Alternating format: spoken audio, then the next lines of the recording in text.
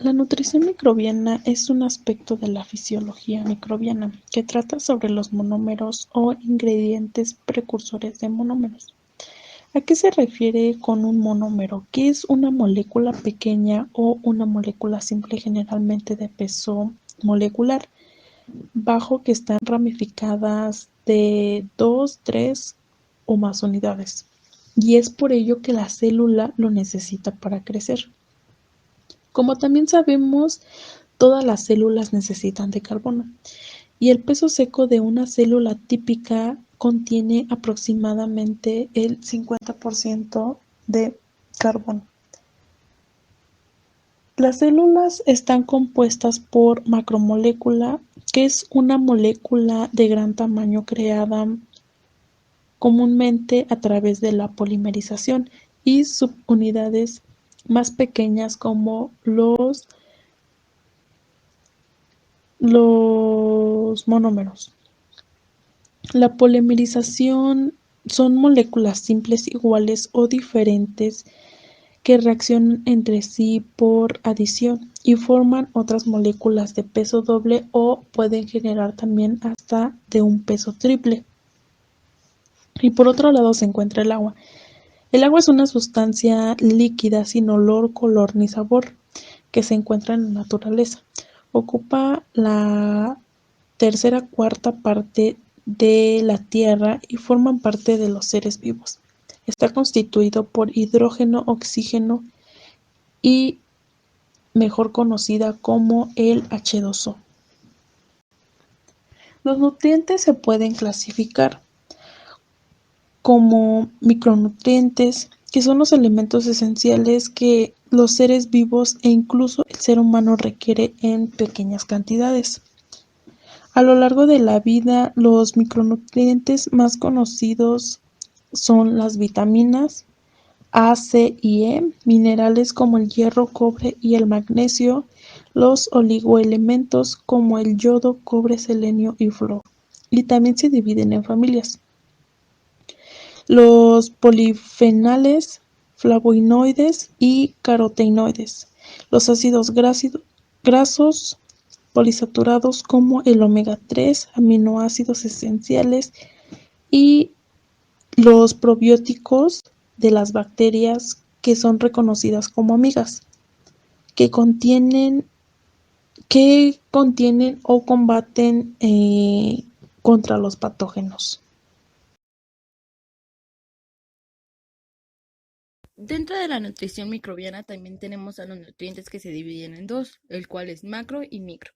En los micros tenemos al cromo, al cobalto, al cobre, al níquel, el zinc, vanadio, etc. Y en los macros encontramos al carbono, al nitrógeno, fósforo, azufre, potasio, magnesio, etc. Al igual tenemos los factores de crecimiento, que estos pueden ser la fuente de energía, como el carbono, el fósforo y el azufre, y en los enzimas y vías de síntesis de componentes celulares. Tenemos a los aminoácidos, que como bien se sabe, un aminoácido es una sustancia química orgánica que constituye el componente básico de las proteínas. Y también tenemos a las purinas y a las piridiminas, que son una familia de moléculas que participan en las funciones biológicas y forman parte de una estructura del ADN. Y por último tenemos a las vitaminas, que se sabe que son las sustancias presentes en los alimentos en pequeñas cantidades y que son muy indispensables para el correcto.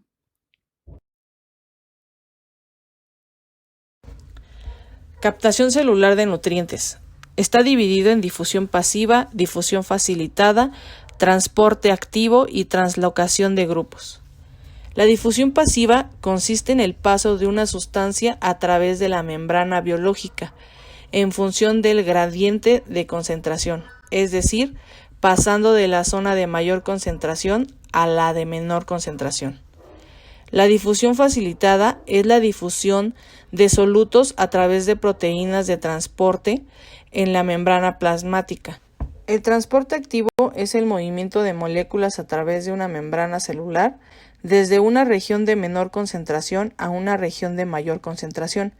El transporte activo requiere energía celular para lograr este movimiento. La translocación de grupo es un mecanismo de transporte de membrana activo exclusivo de las células procariontas. que se caracteriza porque durante el transporte la sustancia experimenta una modificación química. Transporte por difusión. Pasiva. Desde la región de elevada concentración a otra de menor concentración es poco eficaz y por lo tanto poco usada. Se da para moléculas pequeñas como H2O, agua, O2, oxígeno, y CO2, dióxido de carbono, y es una difusión facilitada. Proteínas transportadoras específicas dirigidas por la gradiente de concentración. La gradiente de concentración describe el número de partículas que hay de un lugar a otro, o sea, de un punto A a un punto B. Aunque no parece muy importante en procariotas y es más destacado en eucariotas. La célula eucariota es aquella que tiene un núcleo definido en el cual se encuentran materiales genéticos, o sea, ADN, del organismo. Y la célula procariota es un organismo unicelular sin núcleo. Transporte activo. El transporte activo de moléculas en contra de su gradiente de concentración es un proceso fisiológico esencial que ocurre en todas las células, siempre que haya un suministro externo de energía. Todas las células están delimitadas por una membrana lipídica en la que se encuentra un gran número de proteínas y carbohidratos. Aunque esta membrana establece un límite en el contenido celular y el medio externo, dándole a la célula su forma, una de sus principales funciones es la de facilitar y regular el transporte de sustancias.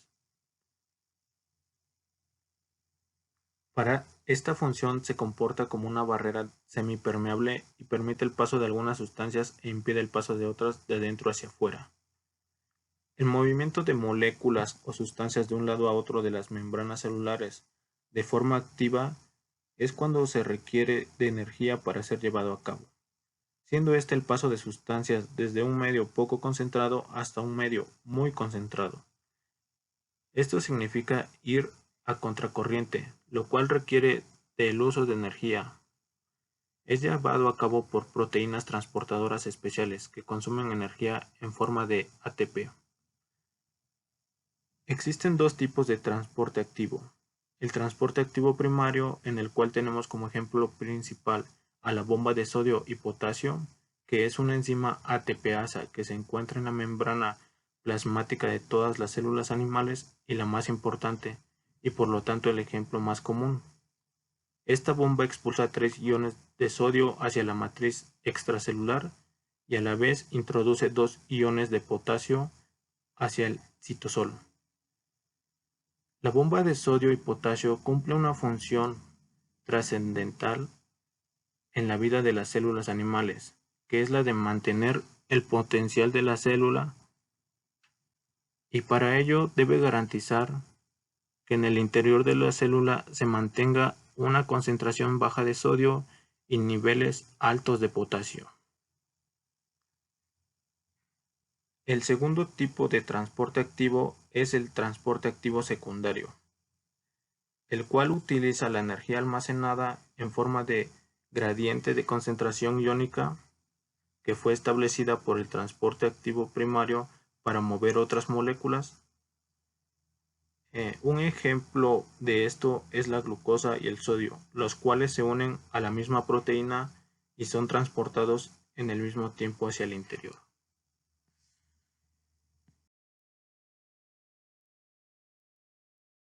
Ejemplos de los principales grupos microbianos.